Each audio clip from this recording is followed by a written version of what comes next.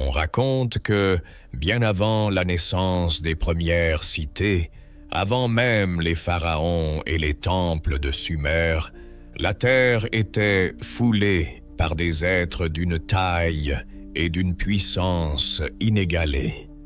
Les anciens les appelaient les Néphilim, fruits interdits de l'union entre les fils de Dieu et les filles des hommes.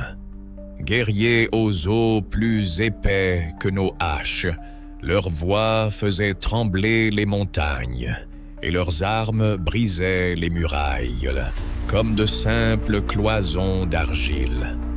Pourtant, un jour, ces géants ont disparu, engloutis par un cataclysme que la mémoire humaine a transformé en mythe, le déluge. Mais et si, derrière la légende, se cachait la trace d'une guerre, la plus ancienne et la plus colossale que l'humanité ait jamais connue?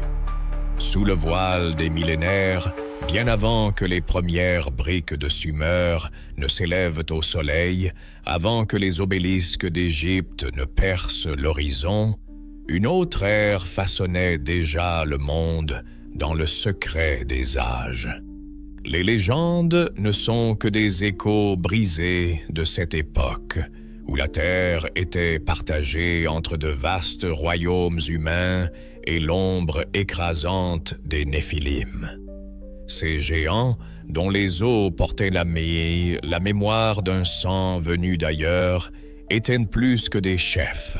Ils étaient l'incarnation vivante d'une puissance qui semblait défier Dieu lui-même. Les anciens récits de la Genèse les nomment « hommes de renom ».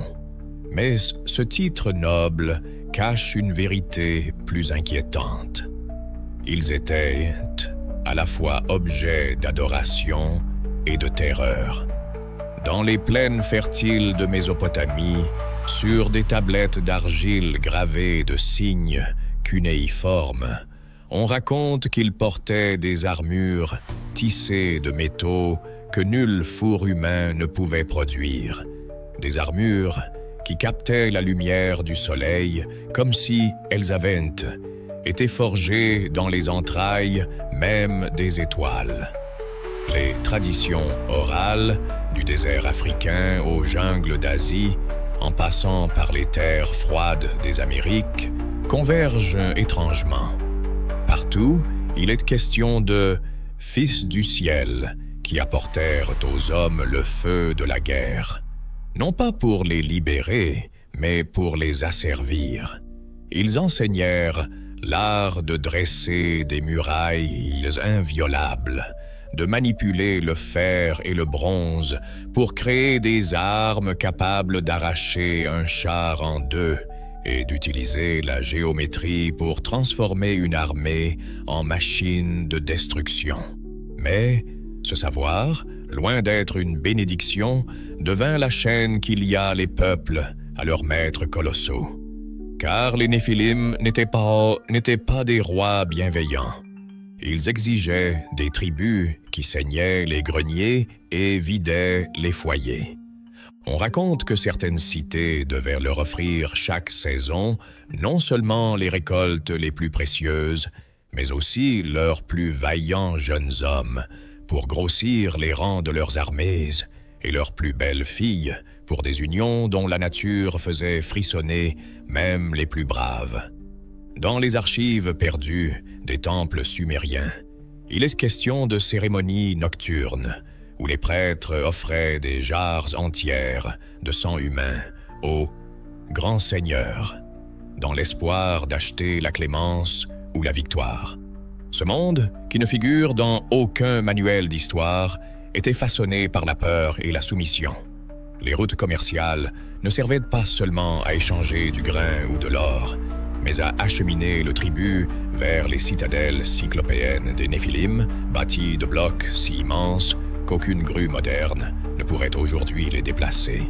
Et dans ces forteresses, les géants régnaient comme des demi-dieux, observant du haut de leurs remparts les marées humaines qui s'épuisaient à nourrir leur empire. Les peuples d'alors, bien que soumis, n'étaient pas ignorants. Ils savaient que ces dons du ciel avaient un prix, car chaque savoir transmis, chaque stratégie enseignée, chaque arme forgée n'avait qu'un but: renforcer la mainmise des Néphilim sur la terre. Et dans l'ombre, certains murmuraient déjà qu'un jour, cette domination écrasante appellerait une révolte, et que les géants, aussi hauts et puissants soient-ils, finiraient par tomber. C'est dans un climat de tension insoutenable, comme si l'air lui-même était devenu plus lourd, que l'insurrection éclata. Les textes apocryphes, en particulier le livre d'Enoch, parlent de cette guerre comme d'un acte désespéré, né de siècles de soumission et de peur. Les hommes, écrasés sous le joug des Néphilim, n'avaient jamais osé lever la main contre leur maître, jusqu'au jour où certains anges déchus, eux-mêmes en rupture avec l'ordre céleste, leur proposèrent une alliance interdite. Ce pacte scella le début d'un conflit dont la brutalité dépassa tout ce que l'humanité avait connu jusque-là. Les Néphilim, géants de chair et de métal, maniaient des arcs capables de lancer des flèches longues comme des lances qui traversaient les murailles comme si elles étaient faites d'argile. Leur masse de guerre pouvait pulvériser un char et ses chevaux d'un seul coup, laissant des champs entiers jonchés de débris et de corps écrasés. Mais face à cette force brute, les insurgés choisirent la ruse. Ils frappaient de nuit, surgissant comme des ombres, pour égorger un sentinelle ou incendier un dépôt de vivres, avant de disparaître dans les montagnes. Ils empoisonnaient les puits, scellant lentement le destin des colosses sans les affronter directement. C'était une guerre psychologique autant que physique, une guerre où chaque rumeur, chaque cri, chaque disparition contribuait à miner l'assurance des géants. Pourtant, un élément demeure le plus troublant dans ces récits: les armes venues du ciel. Les chroniqueurs affirment que certaines cités ne tombèrent pas sous les coups des Néphilim ni des rebelles, mais furent littéralement anéantis par des éclairs aveuglants et un grondement qui semblait déchirer l'air. Les pierres fondaient, les corps disparaissaient, comme si la matière elle-même avait été brisée. Était-ce la main des anges rebelles, détenant un savoir destructeur que même les Néphilim redoutaient? Était-ce l'intervention d'une puissance supérieure, lassée de voir la terre se transformer en champ de bataille? Ce que l'on sait, c'est qu'après chaque frappe céleste, le silence retombait sur la région, un silence lourd, comme si le monde retenait son souffle dans l'attente du coup suivant.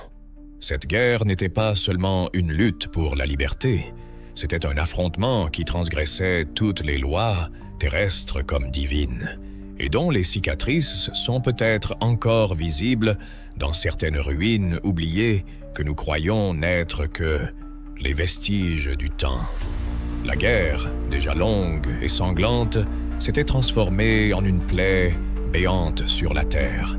Les cieux semblaient eux-mêmes observer, silencieux, ce duel entre titans et mortels. Mais alors que l'équilibre commençait à pencher du côté des insurgés, que les géants perdaient leurs bastions un à un jugement d'une ampleur inimaginable aurait été prononcé. Non plus seulement la défaite militaire des Néphilim, mais leur anéantissement complet. Les traditions anciennes disent que ce décret ne vint pas des hommes, ni même des anges rebelles, mais du Créateur lui-même, comme si la patience divine avait atteint sa limite. L'ordre était clair: effacer de la surface du monde toute trace de cette lignée maudite.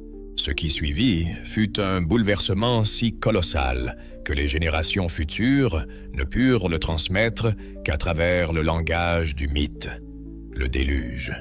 Les eaux jaillirent des profondeurs et tombèrent du ciel, engloutissant cités, champs, montagnes basses et forteresses cyclopéennes. Les Néphilim, dont la force avait défié toute armée, découvrirent une puissance qu'aucune arme ne pouvait briser: la fureur des océans.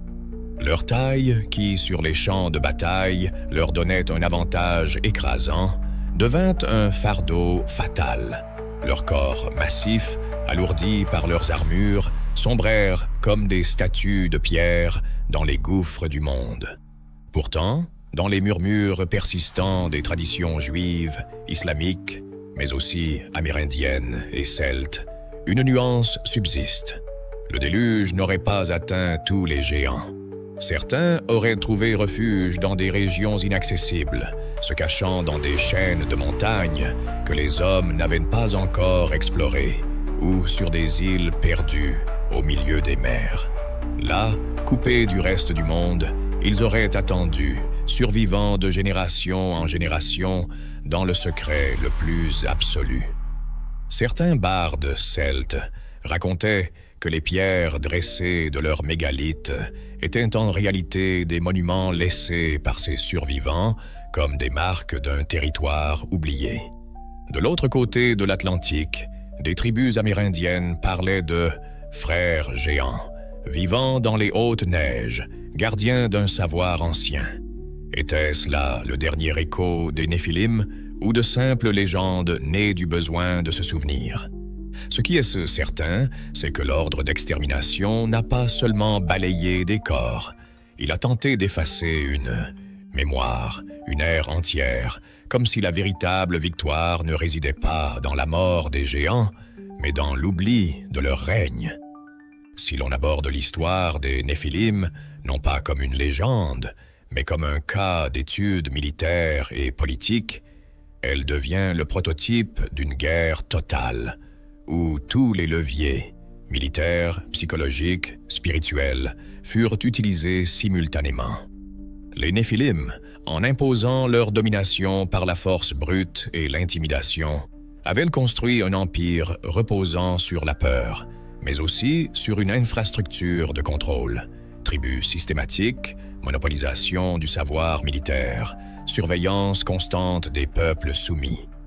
Leur erreur stratégique majeure fut celle que commettent souvent les puissances absolues. Considérer que l'écrasante supériorité physique rend inutile la vigilance. Ils ne virent pas l'ennemi parvenir l'union des opprimés, facilitée par un ennemi commun et par l'appui d'alliés extérieurs, les anges rebelles, qui apportèrent aux insurgés des tactiques adaptées à la faiblesse du colosse. Cette guerre révèle que la supériorité matérielle ne garantit pas la victoire lorsqu'elle s'oppose à la combinaison de ruse, de coordination et de volonté. Mais l'intervention divine, sous la forme du déluge, soulève une interrogation stratégique d'un autre ordre. Pourquoi anéantir aussi l'humanité si l'objectif était d'éliminer les géants? Deux hypothèses se dessinent. La première, punition collective, la corruption ayant touché à la fois les maîtres et les serviteurs, effaçant toute distinction morale. La seconde, reconnaissance d'un lien organique et irréversible entre Néphilim et humains. Une fusion culturelle, politique et peut-être même biologique qui rendait impossible l'extermination de l'un sans frapper l'autre. Dans cette perspective, le déluge devient moins une arme punitive qu'un reset civilisationnel. Les indices matériels qui subsistent, mégalithes aux blocs colossaux, armes disproportionnées par rapport à l'anatomie humaine, squelettes de grande taille retrouvés puis mystérieusement disparus des collections muséales, peuvent être interprétés comme des fragments de cette guerre originelle. Si ces éléments sont authentiques, ils démontrent que cette confrontation n'était pas une simple bataille, mais une restructuration globale de l'ordre terrestre, où la stratégie la plus implacable ne fut pas sur le champ de bataille, mais dans la décision ultime. Réécrire l'histoire en effaçant le souvenir même des vaincus. Il existe dans certaines lignées humaines une rumeur tenace, un murmure qui traverse les siècles, comme un fil rouge invisible. Celui d'un héritage qui ne se voit pas toujours à l'œil nu, mais qui se manifeste dans la stature, la force, la volonté ou l'ambition démesurée de quelques individus. Les anciens manuscrits, qu'ils soient gravés sur des tablettes mésopotamiennes, inscrits dans des rouleaux hébreux ou chantés dans les épopées orales d'Asie et d'Afrique, affirment que le sang des Néphilim n'a jamais été totalement effacé par le déluge. Il se serait infiltré, goutte après goutte, dans certaines familles, se dissimulant dans l'ombre des généalogies royales ou tribales, attendant l'instant propice pour se révéler.